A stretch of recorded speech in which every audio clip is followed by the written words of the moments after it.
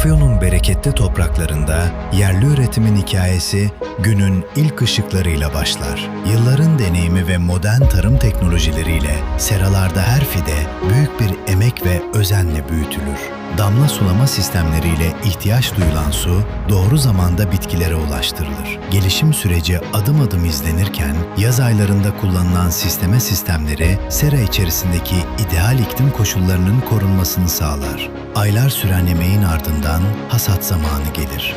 Dalında olgunlaşan salkım domatesler özenle toplanır. Paketleme, etiketleme ve kalite kontrol süreçlerinden geçen ürünler hijyen standartlarına uygun şekilde hazırlanır. Son kontrollerin ardından araçlara yüklenir ve yola çıkar.